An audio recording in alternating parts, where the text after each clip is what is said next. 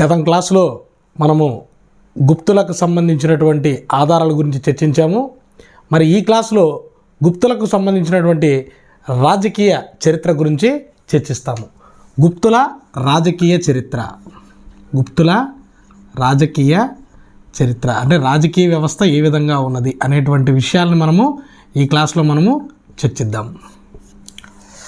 ఒక్కసారి మీరు నేను గత క్లాస్లో కనుక మనం చూసినట్లయితే ఈ యొక్క గుప్తులు తొలిగా ప్రయాగ ప్రాంతాన్ని పరిపాలిస్తూ అంటే కుషానులకు సామంతులుగా ఉంటూ ప్రయాగ ప్రాంతాన్ని పరిపాలిస్తూ తర్వాత కాలంలో స్వతంత్రులయ్యి పాటలీపుత్రం రాజధానిగా పరిపాలించారనేటువంటి విషయము కొంతమంది చరిత్రకారుల అభిప్రాయము అని చెప్పి మనము తెలుసుకున్నాం అనమాట. అందులో భాగంగా తొలి రాజు శ్రీగుప్తుడు, తొలి రాజు శ్రీగుప్తుడు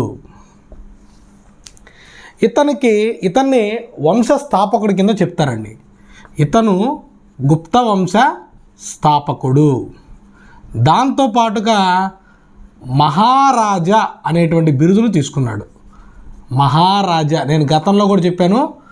మహారాజా అనేటువంటి బిరుదు కనుక తీసుకున్నట్లయితే వాళ్ళు సామంతులు అనేటువంటి విషయాన్ని మనము గుర్తుంచుకోవాలి. భారతదేశానికి 3 బౌద్ధ చైనా యాత్రికులు వచ్చారండి.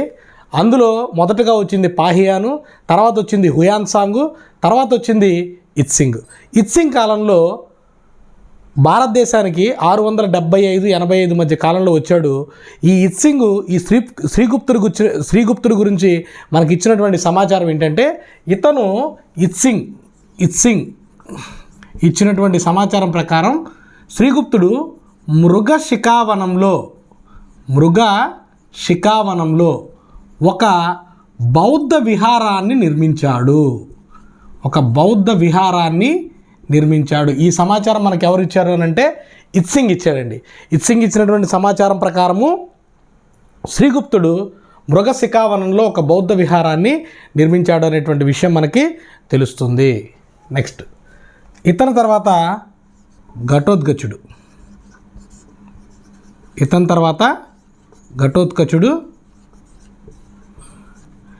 ఈ ఘటోత్కచుడికి కూడా మహారాజా అనేటువంటి బిరుదు ఉందండి.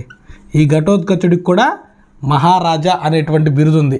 ఈ మహారాజా అనేటువంటి బిరుదు ఉందంటే వీళ్ళు సామంతులు అని చెప్పి మనము అర్థం చేసుకోవాలి. తర్వాత వ్యక్తి మొదటి చంద్రగుప్తుడు లేదా చంద్రగుప్త 1. ఇతడే స్వతంత్ర పాలకుడు. అంటే 325 నుంచి 335 వరకు, 320 నుంచి 335 AD వరకు. అంటే ఇయర్స్ ఏమంత పర్టికులర్గా ఇంపార్టెంట్ అయితే ఏం కాదండి. కాకపోతే ఏంటంటే మన అవగాహన కోసం మనము తెలుసుకుంటాం అనమాట. 320 నుంచి 335 వరకు ఇతనికి మహారాజాదిరాజా అనేటువంటి బిరుదు ఉంది. మహారాజాదిరాజా అనేటువంటి బిరుదు ఉంది అని అంటే ఒకటే అర్థము, వీళ్ళు స్వతంత్ర పాలకులు అనేటువంటి విషయాన్ని మనము గుర్తుపెట్టుకోవాలి. దాంతోపాటుగా ఇతను లిచ్చవి రాకుమార్తె అయినటువంటి కుమారదేవిని వివాహం చేసుకున్నాడు. లిచ్చవి రాకుమార్తె కుమారదేవిని వివాహం చేసుకున్నాడు. నేను గతం క్లాస్లో కూడా చెప్పాను, ఈ కుమారదేవి పేరుతోటి అనేక నాణ్యాలను కూడా మొదటి చంద్రగుప్తుడు విడుదల చేశాడనేటువంటి విషయాన్ని కూడా మనం చెప్పుకున్నాం. అంటే ఈ కుమారదేవి పేరుతోటి మనకి బంగారు నాణ్యాలను కూడా విడుదల చేసినట్టుగా మనకి తెలుస్తుంది. ఇతని యొక్క పట్టాభిషేకం గురించే మనకి వజ్జికుడు కౌముది మహోత్సవము అనేటువంటి ఒక పుస్తకాన్ని కూడా, ఒక గ్రంథాన్ని కూడా రచించాడు అనేటువంటి విషయాన్ని మనము గతం క్లాస్లో తెలుసుకున్నాం. చూడండి, మొదటి చంద్రగుప్తుడే తొలి పాలకుడు, ఇతనే మహారాజాదిరాజా అనేటువంటి బిరుదును తీసుకున్నాడు. అంటే ఇతనే స్వతంత్ర పాలకుడు. లిచ్చవి రాకుమార్తె అయినటువంటి కుమారదేవితో ఇతను వివాహం చేసుకున్నాడు. ఈ కుమారదేవి పేరుతోటి నాణ్యాలను విడుదల చేశాడు, బంగారు నాణ్యాలను విడుదల చేశాడు.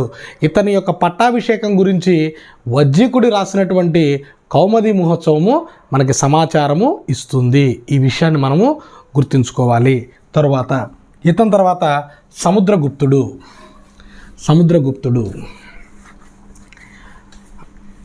తర్వాత రాజు సముద్రగుప్తుడు.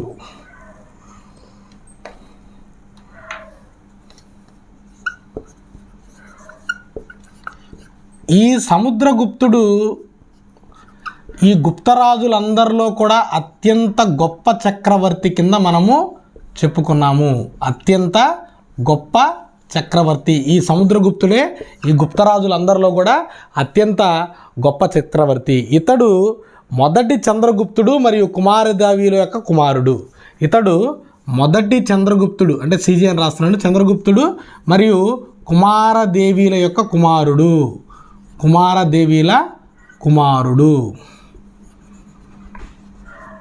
ఈ బిట్టు కూడా గతంలో ఒకసారి తెలంగాణ ఎస్ఐలో అడిగారండి.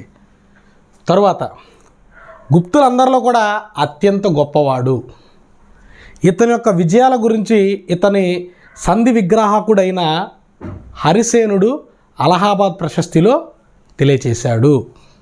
అంటే ఇతని విజయాల గురించి ఇవన్నీ ఎందుకు రాయట్లేదంటే ఇంతకుముందు ఆల్రెడీ మనం డిస్కస్ చేశామండి. ఇతన్ని విఏ స్మిత్ ఇండియన్ నెపోలియన్ అని చెప్పి పిలిచాడు. ఇండియన్ నెపోలియన్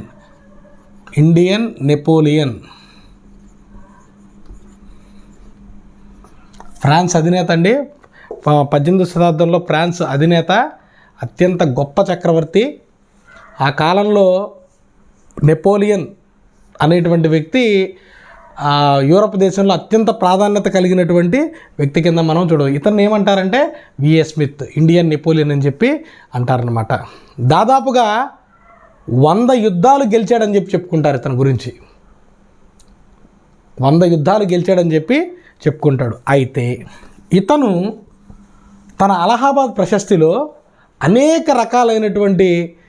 అనేక విజయాలు సాధించాడు. ఆటవిక తెగలను ఓడించాడు. ఉత్తర భారతదేశం నుంచి దక్షిణ భారతదేశం వరకు అనేక రాజ్యాలను జయించాడు. అందులో భాగంగా ఆంధ్ర ప్రాంతాన్ని పరిపాలిస్తున్నటువంటి హస్తివర్మని ఓడించాడు. ఏపీని పాలిస్తున్నటువంటి అంటే అప్పటికి సాలంకర రాజు హస్తివర్మని ఓడించాడు. సముద్రగుప్తుడి యొక్క శాసనము ఆంధ్ర ప్రాంతంలో సంకారం అనేటువంటి ఒక ప్రదేశంలో బయటపడిందండి. అంటే ఆంధ్రప్రదేశ్లో సముద్రగుప్తుడి యొక్క శాసనము విశాఖపట్నం జిల్లా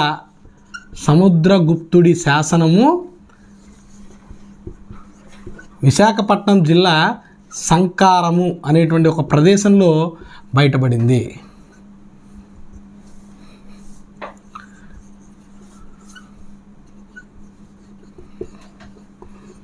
ఇతను అనేక మంది గొప్ప గొప్ప రాజులందరినీ ఓడించాడు. 100 యుద్ధాల్లో గెలిచినట్టుగా మన దగ్గర సమాచారం ఉంది. ఆంధ్ర ప్రాంతానికి వచ్చినప్పటికీ హస్తివర్మని ఇతను ఓడించాడు. ఆ విషయాన్ని కూడా మనము గుర్తుంచుకోవాలి. ఇతని తర్వాత రామగుప్తుడు. ఇతను అసలు ఇంపార్టెంట్ పర్సనాలిటీ ఏం కాదండి. అయితే ఏంటంటే ఇతని కాలంలో శకులు రాజ్యంపై దాడి చేసి రామగుప్తుని ఓడించి ఇతని భార్య ధృవాదేవిని తీసుకుని వెళ్ళిపోతారు. ఇతని యొక్క భార్యని ధృవాదేవిని ఎవరు శకులు తీసుకుని వెళ్తారు. ఇతని యొక్క నాణ్యాలు బయటపడ్డటువంటి ప్రదేశం ఏంటంటే ఇతని యొక్క నాణ్యాలు కిల్వా అనేటువంటి రామగుప్తుడి యొక్క నాణ్యాలు కిల్వా అనేటువంటి ఒక ప్రాంతంలో బయటపడ్డాయి. రామగుప్తుడిని ఓడించి ఈ ధృవాదేవిని తీసుకెళ్ళినటువంటి శక రాజు ఎవరు అని అంటే రుద్రసింహ 3వ రుద్రసింహ. ఈ 3వ రుద్రసింహని ఇతని సోదరుడైనటువంటి 2వ చంద్రగుప్తుడు సంహరించి అతన్ని ఓడించి ధృవాదేవిని తీసుకుని వస్తాడు. శకుల్ని అంతం చేసి శకారి అనేటువంటి బిరుదును కూడా తీసుకుంటాడు. తర్వాత అన్నగారిని అంటే సోదరుణ్ణి ఓడించిన తరువాత ధృవాదేవిని 2వ చంద్రగుప్తుడు వివాహము చేసుకుంటాడు. ఈ విషయం కూడా మనకి తెలుసుకోవాలి. ఈ కథ మనకి దేవి చంద్రగుప్తం అనేటువంటి ఒక కథ కింద మనకు విశాఖదత్తుడు రాసినటువంటి కథ దేవి చంద్రగుప్తం అని చెప్పి మనకి తెలియచేస్తూ ఉంది. రామగుప్తుడు తర్వాత రెండవ చంద్రగుప్తుడు. రామగుప్తుడు తర్వాత రెండవ చంద్రగుప్తుడు.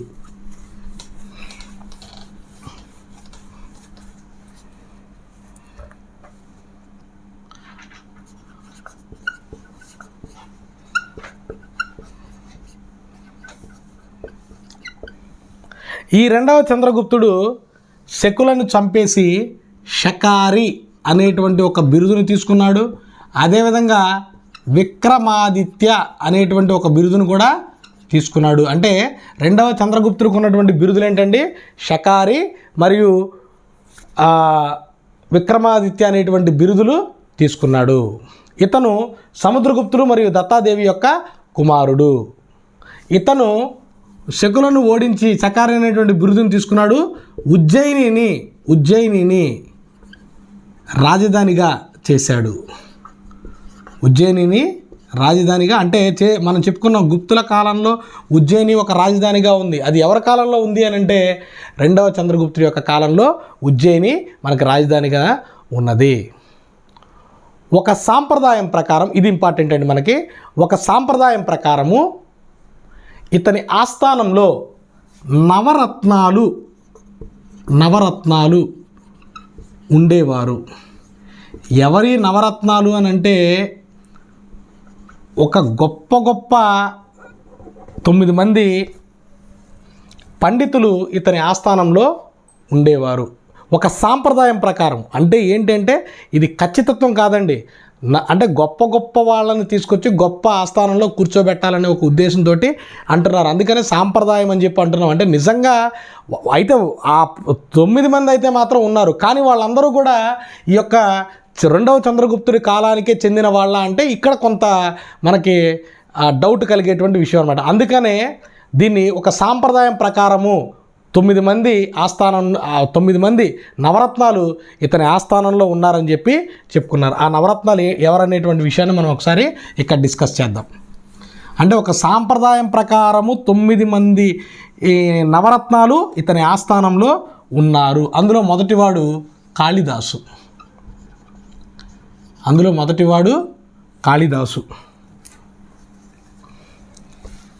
అంతా చెరిపేస్తానండి.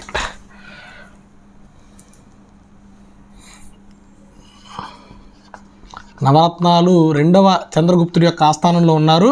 మొదటివాడు కాళిదాసు. ఈ కాళిదాసు సంస్కృతంలోనే లెజెండరీ స్కాలర్ కింద చెప్తారండి. ఇతన్ని ఇండియన్ షేక్స్పియర్ అని చెప్పి పిలుస్తారు. ఇండియన్ షేక్స్పియర్ ఇతన్ని ఇండియన్ షేక్స్పియర్ అని చెప్పి పిలుస్తారు. అంటే సంస్కృతంలో అత్యంత గొప్ప రచయిత ఎవరంటే కాళిదాసు, లెజెండరీ స్కాలర్ అన్నమాట. ఇతను అభిజ్ఞాన శాకుంతలము, మాళవికాగ్న మిత్రము,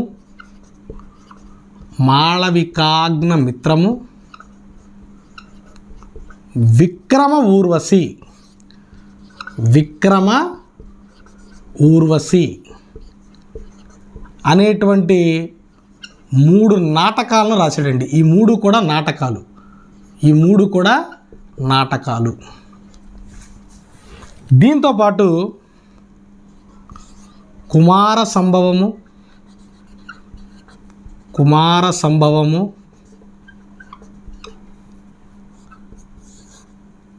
ఋతు సంహార,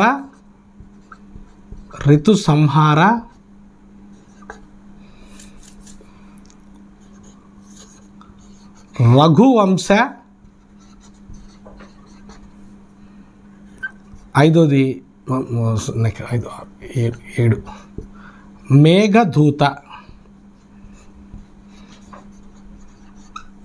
ఈ 4 కావ్యాలను రాశాడండి. అంటే పై 3 వచ్చేటప్పటికేమో నాటకాలు, ఈ కింద 4 వచ్చేటప్పటికి కావ్యాలు. అభిజ్ఞాన శాకుంతలము అంటే అభిజ్ఞాన శాకుంతలము అని అంటే మనకు తెలుసు దుష్యంతుడు శాకుంతల మధ్య వాళ్ళ మధ్య జరిగినటువంటి లవ్ స్టోరీ గురించి మనకు తెలుసు. తర్వాత ఈ యొక్క దుష్యంతుడు శకుంతలను మర్చిపోవడం అనమాట. అభిజ్ఞాన శాకుంతలం అనేటువంటి ఒక అద్భుతమైనటువంటి నాటకం కింద మనకి కాళిదాసు రచించాడు. దాని తర్వాత మాళవికాగ్నిమిత్రం ఇంతకుముందు మనం చెప్పుకున్నాం. పుష్యమిత్ర శృంగుల్లో రెండవ రాజు అయినటువంటి అగ్నిమిత్రుడికి మరియు అదేవిధంగా మాళవికాకి మధ్య జరిగినటువంటి ఈ యొక్క ప్రేమ కథని మనకి కాళిదాసు మాళవికాగ్నిమిత్రం అనేటువంటి పుస్తకంలో రచించాడు. దాంతోపాటు విక్రమ ఊర్వశి, అదేవిధంగా కుమార సంభవము. కుమార సంభవం అంటే ఏంటంటే శివపార్వతులకు జన్మించినటువంటి కుమారస్వామికి సంబంధించినటువంటి అద్భుతమైనటువంటి కావ్యాన్ని కుమార సంభవంలో రాశాడు. అదేవిధంగా ఋతు సంహార అంటే ఋతువుల గురించి మనకి తెలియజేసేటువంటి గ్రంథము ఈ యొక్క ఋతు సంహార. రఘువంశం ఏంటంటే శ్రీరాముడి గురించి మనకి తెలియజేస్తున్నటువంటి గ్రంథము. అయితే ఇది పూర్తిగా రచించబడలేదు, అంటే ఈ గ్రంథాన్ని పూర్తిగా రాయలేదండి, ఓన్లీ సగం మాత్రం, కొంతవరకు మాత్రమే రాశారు, పూర్తిగా రచించబడలేదు. క్రింది కావ్యాల్లో ఏ కావ్యము పూర్తిగా రచించబడలేదు అంటే రఘువంశం. మేఘదూత అంటే ఏంటంటే వింధ్య పర్వతాల్లో తపస్సు చేసుకుంటున్నటువంటి ఒక యక్షుడు హిమాలయ ప్రాంతంలో ఉన్నటువంటి తన ప్రేయసికి మేఘాని ద్వారా తన సందేశాన్ని తన విరహ వేదన్ని చెప్పేటువంటి ఒక సందేశం, అంటే మేఘం ద్వారా ఆ సందేశాన్ని పంపించాడు అనేటువంటి ఒక అద్భుతమైనటువంటి విషయాన్ని మేఘదూత అనేటువంటి కావ్యంలో మనకి కాళిదాసు అందించడం జరిగింది. ఖచ్చితంగా వీటి మీద మనకి బిట్టు పడడానికి అవకాశం ఉందండి. ఈ నవరత్నాల్లో ఖచ్చితంగా మనల్ని ఎవరో ఒకరి గురించి ప్రశ్న అడుగుతారు, అది గుర్తుపెట్టుకోండి. నెక్స్ట్ కాళిదాస్ తర్వాత విష్ణు శర్మ.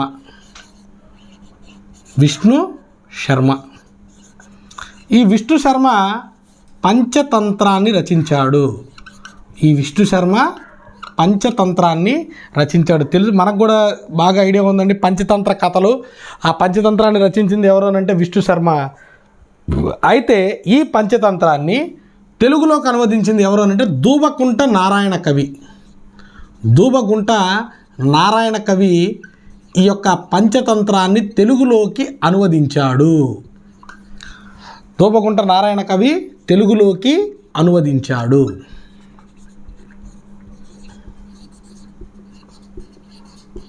పంచతంత్రాన్ని తెలుగులోకి అనువదించింది ఎవరు? దూబకుంట నారాయణ కవి ఈ పంచతంత్రాన్ని తెలుగులోకి అనువదించాడు. Next third one Amarasimha. ఇతని పేరు అమరసింహ. ఈ అమరసింహ అనే వ్యక్తి అమరకోశము అనేటువంటి గ్రంథాన్ని రచించాడు. ఇది సంస్కృత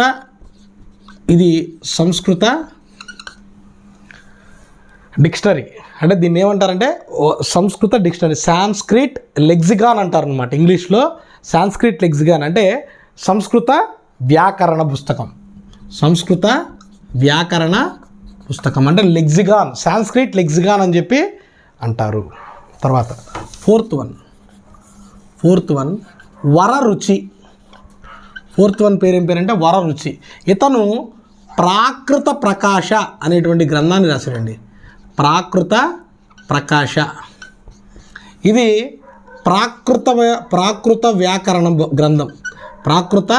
వ్యాకరణ గ్రంథము.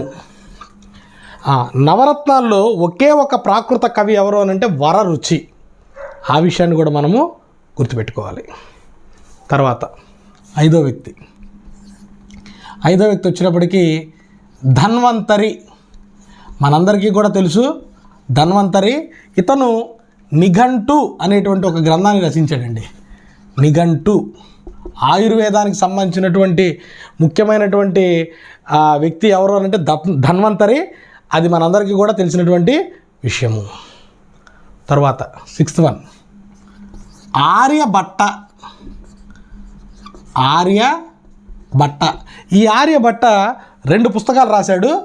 మొదటిది సూర్య సిద్ధాంతము.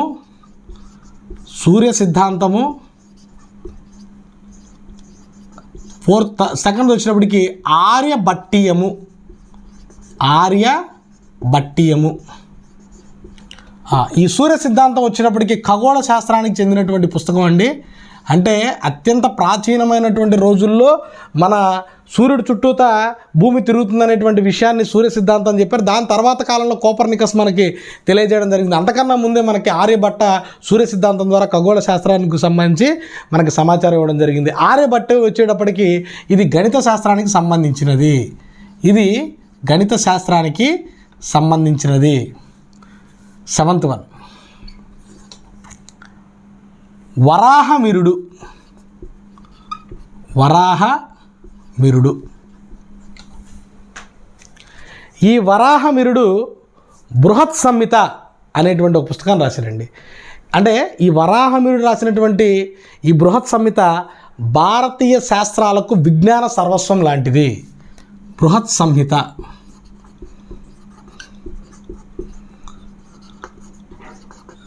భారతీయ శాస్త్రాల విజ్ఞాన సర్వస్వం అంటారు ఈ పుస్తకాన్ని. ఎన్సైక్లోపీడియా ఆఫ్ ఇండియన్ సైన్సెస్, విజ్ఞాన సర్వస్వము. తర్వాత 8th one సుశ్రుతుడు. ఇతను సుశ్రుత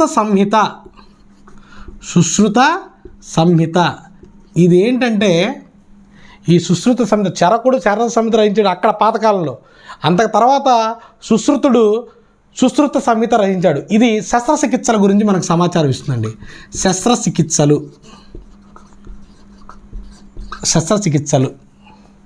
శస్త్రచికిత్సల గురించి ఆ కాలంలో మనకి సమాచారం ఇస్తున్నటువంటి పుస్తకం ఏంటి అని అంటే సుశ్రుత సంహిత. Last one బ్రహ్మగుప్తుడు.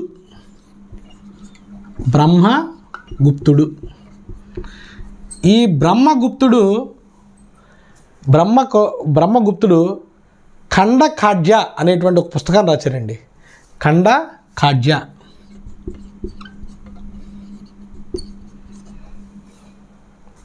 అంటే ఇదేంటంటే గురుత్వాకర్షణ గురించి మనకు సమాచారం ఇస్తున్నటువంటి గ్రంథము. గురుత్వాకర్షణ గురించి మనకు సమాచారం ఇస్తున్నటువంటి గ్రంథము. ఈయననే ఇండియన్ న్యూటన్ అని చెప్పి అన్నారు. ఈ వరాహమిరుడు ఇంకొక బుక్ కూడా రాశాడండి. దాని పేరు ఏం పేరంటే పంచసిద్ధాంతిక.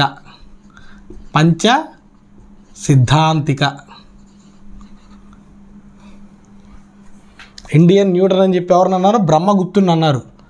అంటే బ్రహ్మగుప్తుడు కనుక్కున్న 1000 సంవత్సరాల తర్వాత న్యూటన్ గురుత్వాకర్షణ శక్తిని కనుక్కున్నాడండి. కానీ ఏంటంటే మన ఆర్యభట్ట తర్వాత కోపర్నికస్ హీలియోసెంట్రిక్ సిద్ధాంతాన్ని కనుక్కున్నాడు. అంతకన్నా ముందే ఆర్యభట్ట కనుక్కున్నాడు. బ్రహ్మగుప్తుడు గురుత్వాకర్షణ సిద్ధాంతాన్ని న్యూటన్ కన్నా ముందే కనుక్కున్నాడు. కానీ బ్రహ్మగుప్తుడిని ఇండియన్ న్యూటన్ అని చెప్పి అన్నారు. అంటే ఏంటంటే అండి భారతీయులు అనేక శాస్త్రాలని గొప్ప శాస్త్రాలని వాళ్ళు కనుగొన్నప్పటికి కూడా వాళ్ళు ప్రపంచానికి చాటి చెప్పలేదు. తమ దగ్గర ఉన్నటువంటి విద్యను తమ దగ్గరే దాచుకోవడం వల్ల అది ప్రపంచానికి అంటే ఏంటంటే చాలా భారతీయుల యొక్క మైండ్ సెట్ ఎలా ఉంటుందంటే కొంచెం సంకుచిత మనస్తత్వం, అంటే వేరే వాడికి తెలియకూడదు. అందువల్ల న్యూటన్ కనుక్కున్న తర్వాత కానీ భారతదేశానికి ఇతను యాక్చువల్గా న్యూటన్ అనాలి.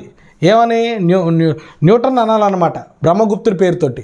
కానీ బ్రహ్మగుప్తుడిని ఇండియన్ న్యూటన్ అని చెప్పి పిలుస్తాను అనమాట. అంటే ఏంటంటే మన భారతీయులు వాళ్ళు గొప్ప శాస్త్రాలని వాళ్ళు కనిపెట్టినప్పటికీ కూడా దాన్ని బయట ప్రపంచానికి చెప్పడంలో విఫలమయ్యారని చెప్పి మనము చెప్పుకోవచ్చు అనమాట. ఇది వీళ్ళు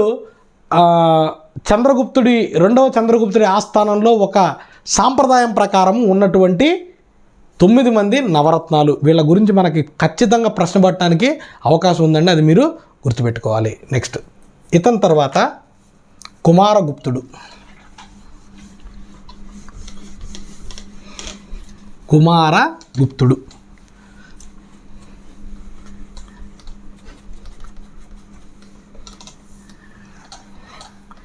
ఈ కుమారగుప్తుడు యొక్క రెండవ చంద్రగుప్తుడి యొక్క కుమారుడు. ఈ కుమారగుప్తుడు రెండవ చంద్రగుప్తుడి యొక్క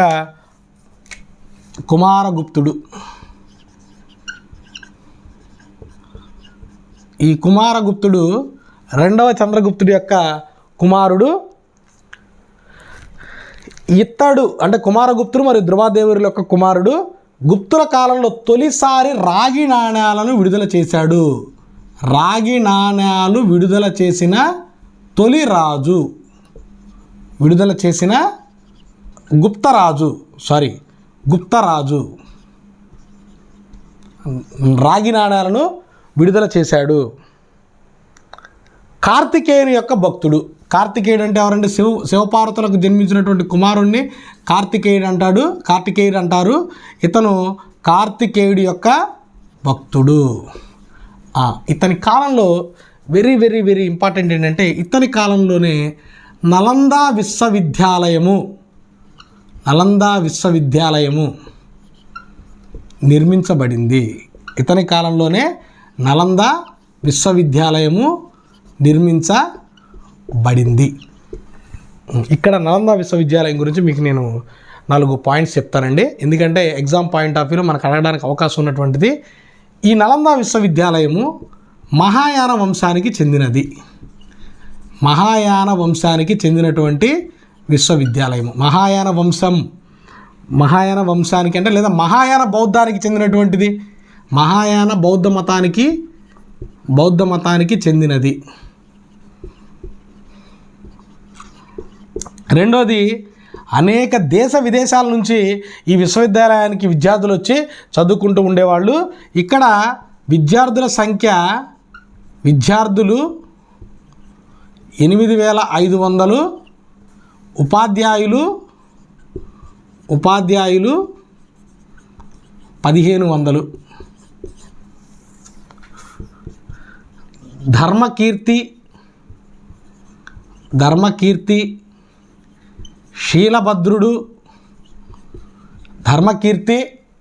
శీలభద్రుడు దాంతోపాటుగా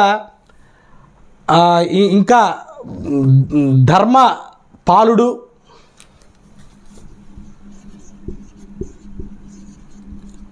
ఉపకులపతులుగా పనిచేశారు. అంటే వైస్ ఛాన్సలర్స్ అన్నమాట, ఉపకులపతులుగా పనిచేశారు. ఇక్కడ హుయాన్సాంగ్ అంటే తర్వాత కాలంలో హుయాన్సాంగ్ ఇచ్చినటువంటి సమాచారం మనకి ఇదంతా కూడా. నెక్స్ట్ హుయాన్సాంగ్ అనేవాడు నెక్స్ట్ మనకు హర్షవర్ధుని కాలంలో వస్తాడండి.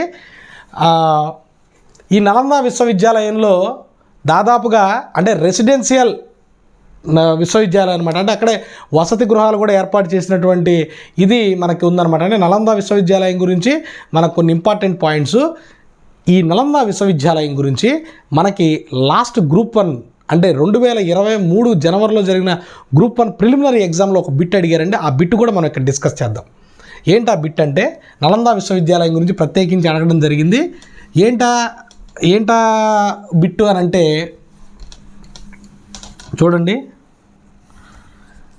నలందా విశ్వవిద్యాలయం గురించి బిట్ ఏంటంటే నలందా విశ్వవిద్యాలయం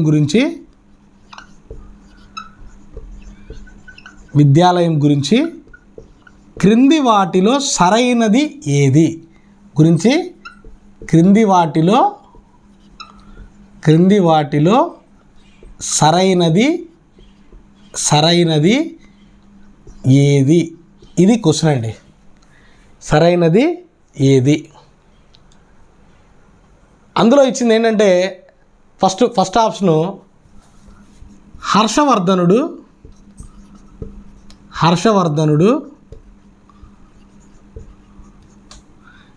ఈ విశ్వవిద్యాలయానికి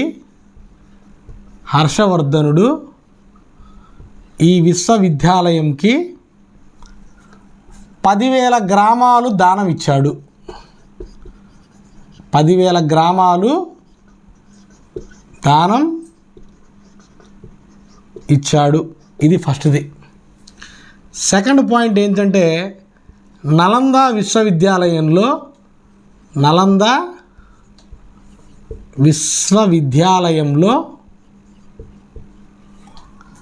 అధ్యాపకులు 15,000 మంది. తర్వాత థర్డ్ది థర్డ్ ఏమి ఇచ్చాడంటే శీలభద్రుడు ఉపకులపతిగా పనిచేశాడు.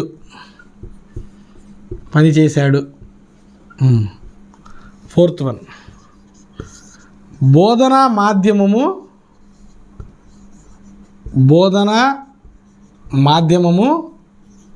పాళి. ఈ 4 ఆప్షన్స్ ఇచ్చి క్రింది వాటిలో ఏది సరైనది అని చెప్పి అన్నాడండి. మనము ఈ ప్రశ్నకి సమాధానం రాయాలి అని అంటే నలంద విశ్వవిద్యాలయం గురించి మనకి సమాచారం తెలియాలి. ముందుగా నలంద విశ్వవిద్యాలయము గుప్తరాజు అయినటువంటి కుమారగుప్తుడి యొక్క కాలంలో నిర్మించబడింది. అది మొదటి పాయింట్. రెండవది, ఈ హర్షవర్ధనుడు ఈ విశ్వవిద్యాలయానికి 10,000 గ్రామాలు హర్షవర్ధనుడు దానం చేశాడని చెప్పి అన్నాడు. నెక్స్ట్ చాప్టర్లో మనం హర్షవర్ధనుడి గురించి డిస్కస్ చేస్తాము. ఈ ఆప్షన్ కరెక్ట్ కాదండి. ఎందుకంటే హర్షవర్ధనుడు ఈ విశ్వవిద్యాలయానికి 10,000 కాదండి 100 గ్రామాలను దానం చేశాడు. 100 గ్రామాలనే దానం చేశాడు. కానీ ఇక్కడ ఏమని ఇచ్చాడు? 10,000 గ్రామాలు దానం చేశాడని చెప్పి ఇచ్చాడు. అది కూడా తప్పు ఆన్సర్. తర్వాత నలంద విశ్వవిద్యాలయంలో అధ్యాపకులు 15,000 మంది అని ఇచ్చాడు. 15,000 మంది కాదండి, 1,500 మంది. విద్యార్థులు వచ్చినప్పటికి 8,500, అధ్యాపకులు వచ్చినప్పటికి 1,500. అంటే 6:1 రేషియోలో 6 విద్యార్థులకు వచ్చి ఒక అధ్యాపకుడు ఉండేవాడు విశ్వవిద్యాలయంలో. కాబట్టి ఈ ఆప్షన్ కూడా కరెక్ట్ కాదు. అదేవిధంగా బోధనా మాధ్యమము పాళి అన్నాడు. ఇది కూడా కరెక్ట్ కాదు. ఎందుకు కరెక్ట్ కాదంటే నేను ఫస్టే చెప్పాను, నలంద విశ్వవిద్యాలయం గురించి మాట్లాడేటప్పుడు ముందుగానే ఒక వర్డ్ వాడాను. ఇది మహాయాన విశ్వవిద్యాలయము, మహాయాన బౌద్ధ మతానికి సంబంధించినది.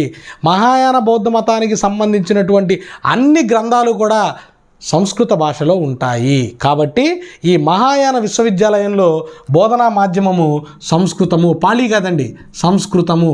కాబట్టి ఇది కూడా ఆన్సర్ కరెక్ట్ కాదు.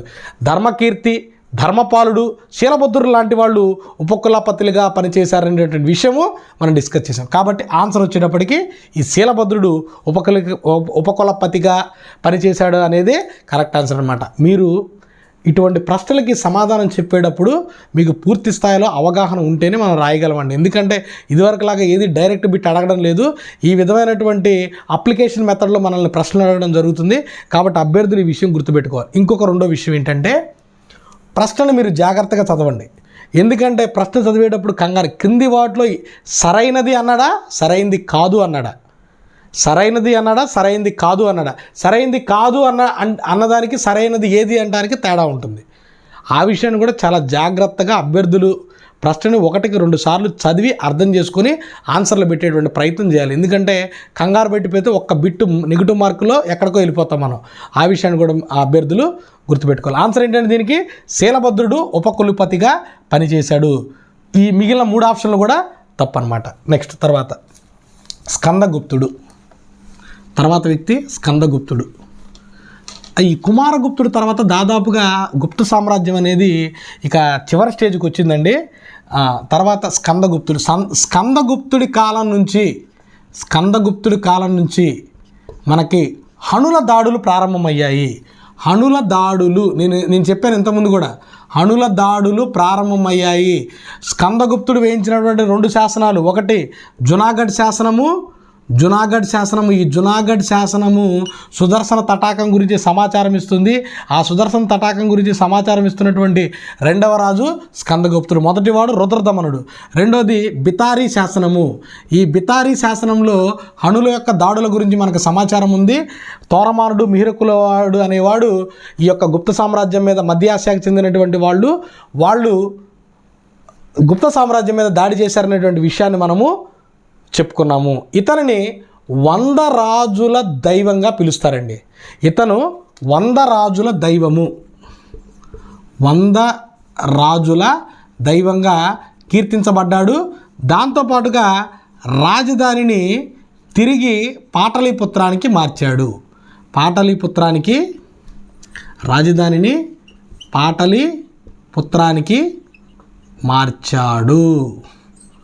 పాటలీపుత్రానికి మార్చాడు. నెక్స్ట్ ఇతని తర్వాత భానుగుప్తుడు. భానుగుప్తుడి గురించి మనం గతంలో డిస్కస్ చేసామండి. ఎందుకంటే సతీ సాగమనం గురించి మనకు సమాచారం ఇస్తున్నటువంటి తొలి శాసనము భానుగుప్తుడు వేయించినటువంటి ఎరాన్ శాసనము. భానుగుప్తుడు వేయించినటువంటి ఎరాన్ శాసనము. అంతమించి ఇతని గురించి మనకేమీ పెద్దగా లేదండి. ఇతని కాలానికి వచ్చినప్పటికి సామ్రాజ్యం దాదాపుగా క్షీణ దిశకు చేరుకుంది. నెక్స్ట్ నరసింహగుప్త బాలాదిత్య.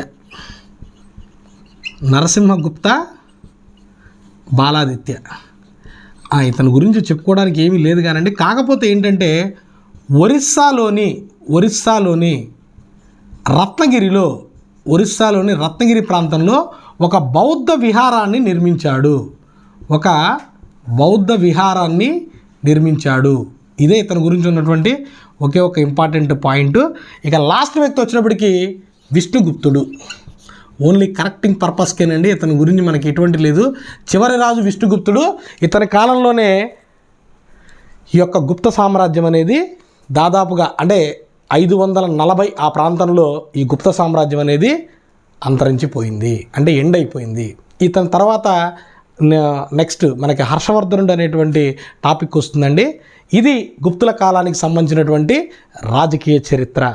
మనం ముఖ్యంగా ఇందులో సముద్రగుప్తుడి యొక్క విజయాల గురించి, అదేవిధంగా రెండవ చంద్రగుప్తుడి కాలంలో ఉన్నటువంటి నవరత్నాల గురించి, అతను సాధించినటువంటి విజయాల గురించి, అదేవిధంగా కుమారగుప్తుడు నిర్మించినటువంటి నలంద విశ్వవిద్యాలయం యొక్క ప్రత్యేకతల గురించి మనము ఈ క్లాస్లో డిస్కస్ చేశాము. దీంతో రాజకీయ చరిత్ర అనేది మనము కంప్లీట్ చేశాము. ఇంతకన్నా గుప్తుల కాలంలో పరిపాలన విధానం ఏ విధంగా ఉందనేది మనకి చాలా ఇంపార్టెంట్ అనేటువంటి విషయం. ఎందుకంటే రాజకీయ వ్యవస్థ కన్నా కూడా ఇటువంటి పరిపాలన వ్యవస్థ మీద ఎక్కువ ప్రశ్నలు అడగడానికి మనకు అవకాశం ఉంది. కాబట్టి మనం ఆ పరిపాలన వ్యవస్థని నెక్స్ట్ క్లాస్లో డిస్కస్ చేద్దాం.